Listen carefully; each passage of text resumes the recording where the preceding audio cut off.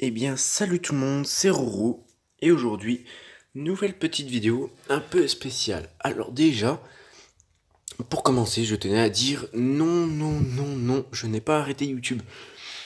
Loin de là, vraiment loin de là. C'est juste qu'à l'heure actuelle, je suis vachement occupé. Mais quand je vous dis vachement occupé, c'est énormément occupé. D'une part pour YouTube, parce que je suis en train de, comme vous le savez, aménager mon setup, ça me prend beaucoup de temps. Et secondo, par mon travail de base, qui prend beaucoup de mon temps également. Bon, mais c'est grâce à ce travail que je peux faire ce que je souhaite faire. Alors aujourd'hui, j'ai dit pourquoi pas faire une petite vidéo Gerbi, hein, montrer mes petits rongeurs, ça sortira un peu de mes habitudes, on va dire. Mais non, non, non, je n'ai pas abandonné YouTube, loin de là. Et d'ailleurs, je compte bien continuer.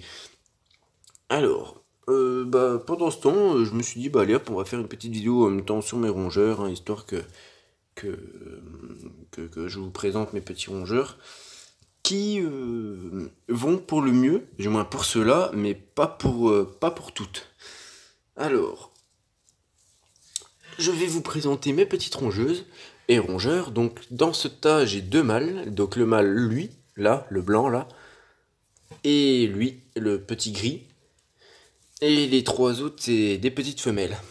Qui, pour le moment, je ne sais pas, mais j'ai des doutes, la grosse là, qui attendent des petits jeunes. Alors, je vais vous présenter Gribouille, donc c'est mon petit gris, hein, Gribouille. Ensuite, elle, alors elle se ressemble comme deux gouttes d'eau, oui, c'est elle, parce que c'est la plus claire. Elle, c'est Vanina, la petite là, c'est la plus vieille de toutes mes femelles. Elle, c'est Caramel, ah, elle là, la petite là.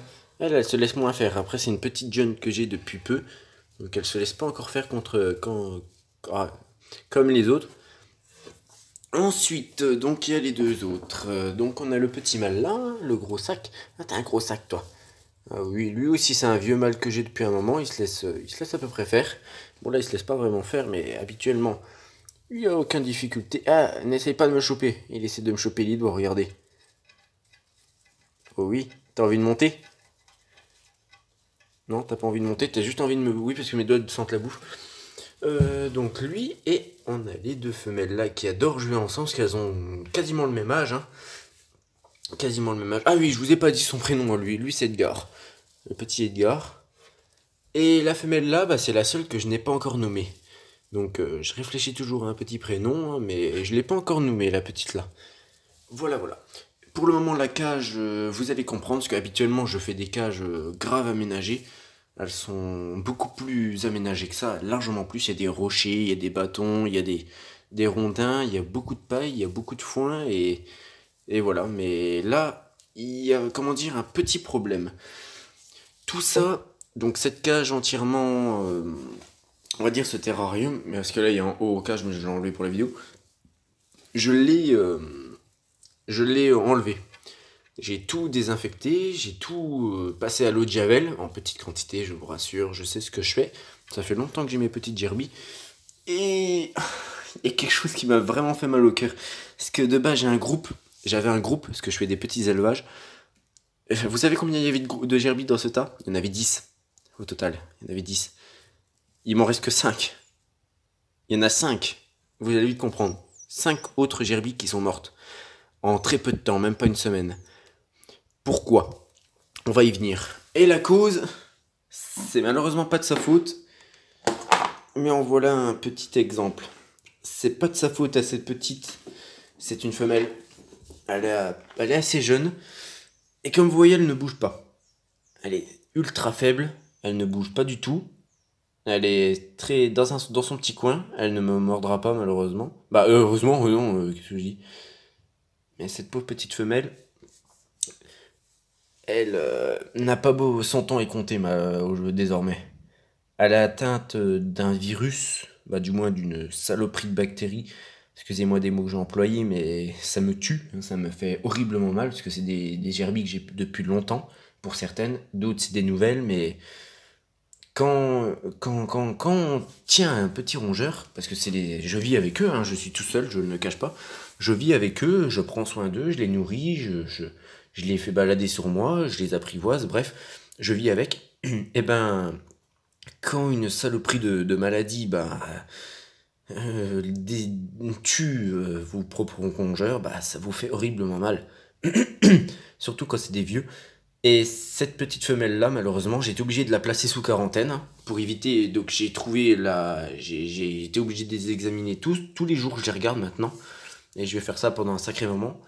Je Cette petite femelle-là, va mourir dans quelques jours, même pas, parce qu'elle est atteinte d'un virus, d'une maladie. Le nom, ça doit être teaser ou un machin comme ça. Attendez, je vais regarder ça. Oui, c'est bien ça, c'est bien un teaser, c'est une maladie assez violente. Je vais vous en expliquer les causes les causes, c'est déjà une maladie qui frappe fréquemment les rongeurs. Dans la globalité, peu importe le type de rongeur, et qui frappe aussi également les animaux de grosse taille. Du style les chevaux, les machins comme ça, mais beaucoup plus fréquemment chez les rongeurs. C'est une maladie violente, très foudroyante. Elle tue l'hôte en très peu de temps. Ça commence par une gastro. Là, elle a atteint d'une violente gastro. C'est pour ça que je l'ai. Parce qu'elle est ultra. En plus, c'est très très très contagieux. Pas pour nous l'homme, mais pour eux, hein, les rongeurs, ça se transmet à une vitesse, c'est incroyable.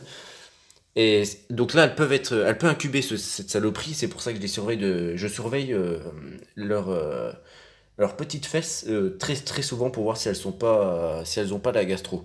C'est les premiers symptômes, les premiers signes. Et si je le détecte de suite, je les envoie chez le veto. Mais elle, malheureusement, c'est trop tard, je pourrais rien faire. Je suis obligé malheureusement de la laisser là.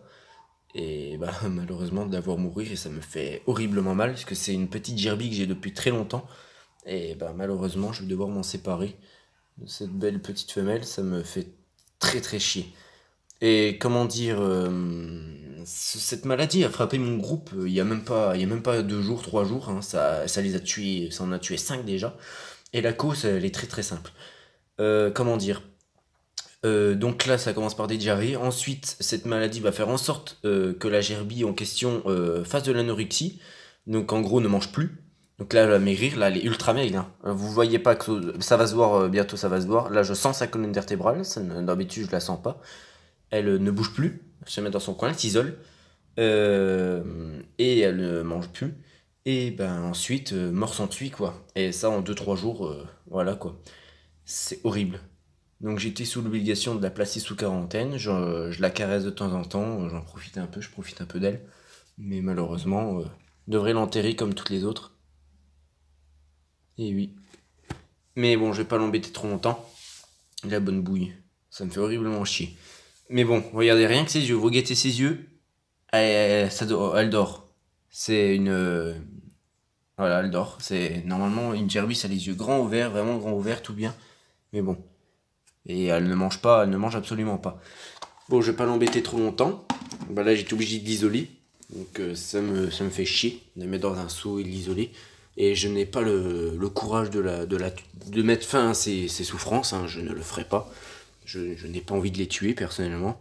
Même si je pense que ça serait une solution assez favorable pour elle. Parce que là, elle souffre horriblement, mais bon. Voilà. Malheureusement, elles ne peuvent pas l'exprimer. Hein. Et donc ça a commencé, je vais pas trop vous saouler avec ça, mais bon, ça me fait du bien d'en parler. C'est comment dire, ça a commencé il y a même pas une semaine, hein, moins d'une semaine. J'étais en animalerie, parce que comme vous voyez, j'ai pas beaucoup de mâles, maintenant j'en ai encore moins. Et il me fallait un petit mâle. Donc j'en ai acheté deux petits mâles qui se sont super bien intégrés au groupe. J'aurais dû vous montrer une photo, mais malheureusement j'ai pas pris de photo. Et il s'avère qu'en fait, il y en avait un des deux qui avait cette saloperie en fait, qui l'incubait. Et je le savais pas, ça m'est jamais arrivé. Ça va faire un an que je les ai, que je fais de l'élevage de gerbilles, et ça m'est jamais arrivé ce genre de choses. Maintenant, je vais faire ultra gaffe. Et comment dire, donc ce mâle-là a contaminé les 5 autres, et petit à petit en fait. Et ce petit mâle est mort quelques jours après. Alors, j'ai pas compris son décès.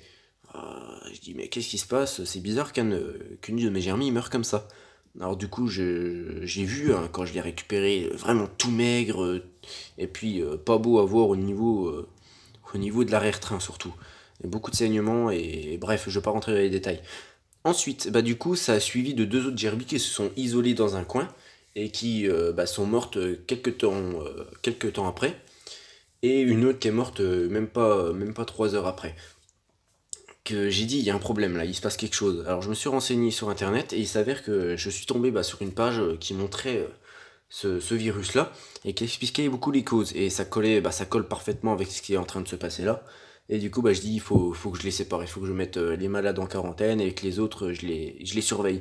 Donc c'est là, je les surveille. Et c'est pour ça que j'ai enlevé leur environnement. Parce que du coup, j'ai désinfecté la totalité de la cage. Donc vraiment, j'ai désinfecté comme un taré.